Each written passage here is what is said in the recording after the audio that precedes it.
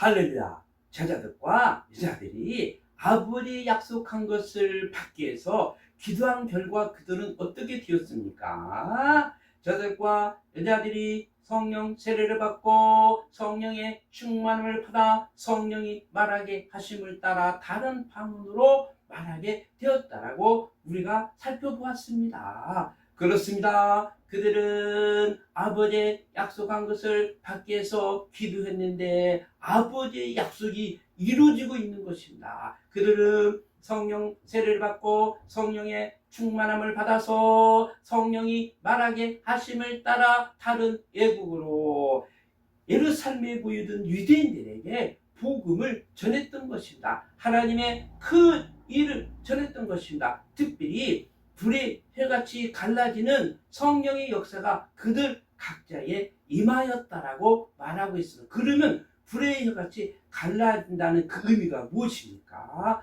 성령 받은 사람과 성령 받지 않은 사람들과 분류가 된다라는 뜻이죠. 즉 성령 받은 사람은 빛으로, 성령 받지 않은 사람은 어둠으로 나누어진다는 것입니다. 창세기 1장 4절 말씀과 같죠. 하나님이 빛과 어둠을 나눴다라고 말씀하지 않습니까? 바로 성령 받은 사람은 빛으로, 성령 받지 않는 사람은 어둠으로 나눠진다는 것이죠. 그러니까 성령 받은 세계와 성령 받지 않는 세계가 완전히 다른 것입니다. 성령 받은 사람들은 성령의 말하심을 따라 말을 하지만 성령 받지 않은 사람은 성령 받은 사람들이 성령으로 말하는 하나님의 큰 일을 말해도 알아듣지를 못해요. 알 수가 없는 것입니다.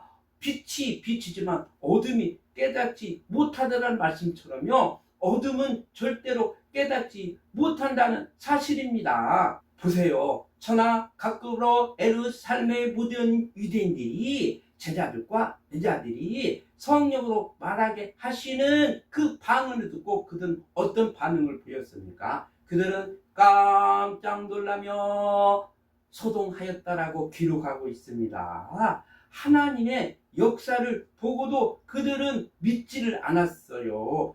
의심하고 의욕하고 소동을 하였어요. 그러면서 그들은 이 사람들이 갈릴리 사람들이 아니냐. 그들은 로마에서 온 사람, 애굽에서 온 사람, 바레에서 온 사람, 메디아에서 온 사람, 여러 각국으로 온 사람들이 자기 나라 국어로 말하는 것을 듣고도 그들은 절대로 인정을 하지 않는다라는 것입니다. 그러면서 갈릴리 사람이라고 무시하면서 왕따시키고 있죠. 그들과 다르다라고 말하고 있는 것입니다. 12절, 13절에 보면 그들은 서로 의욕하며 놀라며 또 그들을 조롱하면서 새 술에 취했다고 말하고 있는 것입니다. 그렇습니다. 성령 세례를 받은 사람과 성령 세례를 받지 않는 사람들이 이렇게 차이가 난다는 것입니다. 결코 성령 받지 못한 사람은 성령 받은 사람들을 이해할 수가 없어요. 오늘날 우리 한국 교회도 시사한 바가 큽니다. 성령 받은 사람과 성령 받지 않는 사람들이 이와 같이 차이가 난다는 거죠. 교회에 다닌다고 해서 성령 받지 않는다면 성령 받은 사람들을 조롱하고 의심하고 의욕하고 마치 새술에 취하였다라고 말한다는 것입니다. 성령 세례를 인정하지 않는다는 것입니다. 성령 세례를 믿지 않는다라는 거죠. 이보다 더 큰 일이 어디가 있습니까? 이보다 더 큰 문제가 어디 있습니까? 한국교회 실정이 이렇다라는 겁니다. 또 목사들도 성령을 인정하지 않아요. 성령 충만함을 받아야 함에도 불구하고 그것을 의심하고 새술에 취했다라고 조롱하고 멸시한다는 것입니다. 큰일 아닙니까?